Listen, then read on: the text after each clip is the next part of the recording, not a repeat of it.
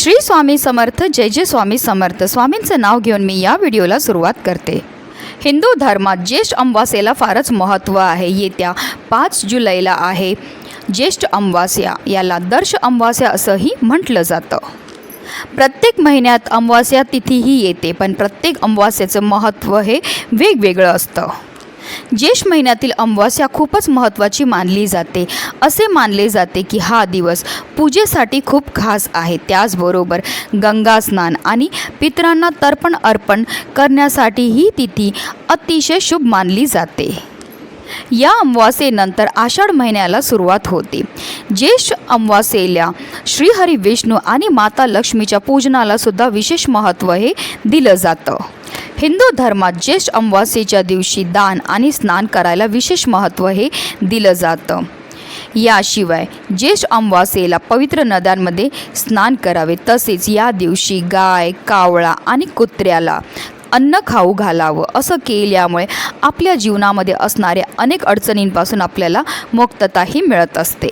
असं म्हटलं जातं की आपले पितृ अमावास्या तिथीला ह्या भूतलावर असतात। ते कावळा, कुत्रा आणि गायीच्या रूपामध्ये असतात आणि आपण त्यांच्याकरता काय सेवा करतायत, काय उपाय करतात, काय दान करतायत ते पाहत असतात।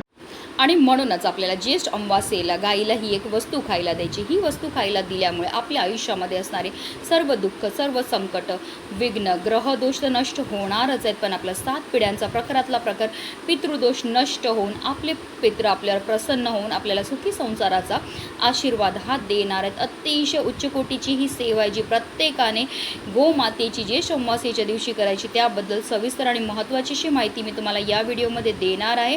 तो व्हिडिओ पूर्ण पहा आणि जर तुम्ही माझ्या चॅनलवर नवीन असतील तर चॅनलला सबस्क्राईब करा आणि शेजारी बेल आयकॉन सुद्धा प्रेस करा।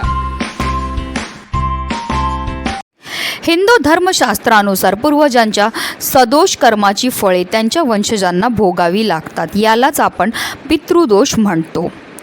आपल्या जीवनातील अनेक प्रकारचे दोष असतात, त्यापैकी एक म्हणजे पितृदोष। ज्या व्यक्तींचे पूर्वज सुखी नसतात त्यांच्या कुंडलीत हा दोष तयार होतो। दरवर्षी येणाऱ्या पितृपक्षात पितरांचे श्राद्ध न केल्याने, श्राद्धविधीत भाग न घेतल्याने आणि पितरांच्या आत्म्याच्या शांतीसाठी पूजा न केल्याने हा दोष प्रबळ होतो आणि सर्व प्रकारच्या समस्या आपल्या जीवनामध्ये निर्माण होतात।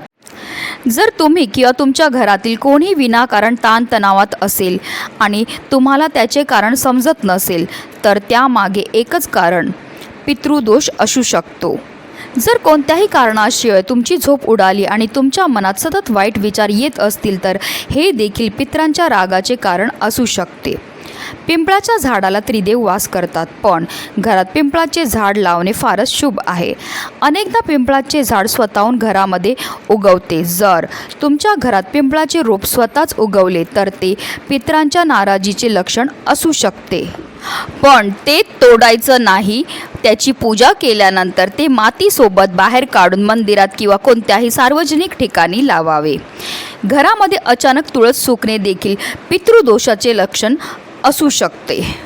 घरातील रोजची भांडणे हे पितृदोषाचे लक्षण आहे। पितरांची नाराजी घरातील सुख शांती हिरावून घेते। याशिवाय विवाह योग्य मुलं-मुली झाली आहेत पण त्यांचा विवाह जुळण्यामध्ये अडथळे येत असतील, संतान प्राप्तीमध्ये अडथळे येत असतील किंवा आपली मुलं जर वारंवार आजारी पडत असतील तर अशा परिस्थितीमध्ये तुम्हाला पितृदोष निवारण करण्याकरता काही विशेष उपाय करण्याची गरजही भासत असते।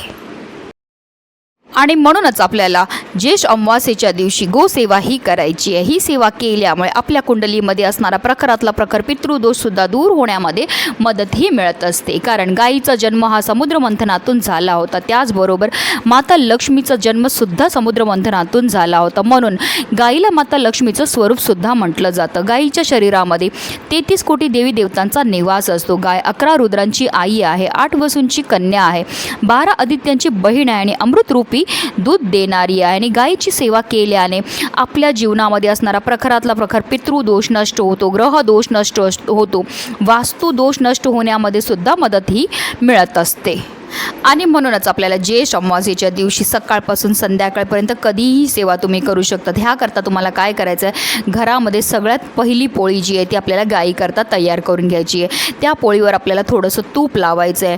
त्याचबरोबर आपल्याला एक छोटासा खडा गुळाचा त्या पोळीवर ठेवायचा. अशी ही पोळी घेऊन आपल्याला गाईजवळ जायचं आहे. आता गाय जर तुमच्या घरी असेल तर ही गोसेवा तुम्ही घरच्या घरी करू शकतात, किंवा तुम्ही एखाद्या गोठ्यात जाऊ शकतात, किंवा एखाद्या गोशालेमध्ये जाऊ शकतात, किंवा वाटेत कुठेही तुम्हाला गाय ही भेटणार आहे. गाईजवळ जाताना तुम्हाला एक तांब्यामध्ये पाणी, त्याचबरोबर आरतीचं ताट आणि ही पोळी घेऊन जायची आहे. सर्वप्रथम आपल्याला गाईच्या दोन्ही पायावर पाणी हे अर्पण करून घ्यायचे. तिची आरती करून घ्यायची आहे, तिला हळद कुंकू अर्पण करायचं. त्यानंतर ही पोळी जी आहे ती आपल्या दोन्ही हातामध्ये घ्यायची आणि आपल्या हातातनं तिला ही पोळी जी आहे ती खायला द्यायची. असं म्हटलं जातं की जेव्हा गाय आपल्या हातातनं ही पोळी खाते आणि तिची जीभ आपल्या हाताला लागते, त्यामुळे आपल्या जीवनामध्ये असणारं जे दारिद्र्य ते दूर होण्यामध्ये मदतही मिळत असते.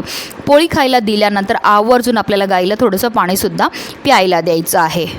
त्यानंतर आपल्याला गाईभोवती 11 प्रदक्षिणा मारायच्यात. प्रदक्षिणा मारताना तुम्ही ओम नमो भगवते वासुदेवाय नम या मंत्राचा जप करत करत 11 प्रदक्षिणा मारायच्या. त्यानंतर आपल्याला जे आहे गाईच्या पाठीला स्पर्श करायचा आहे.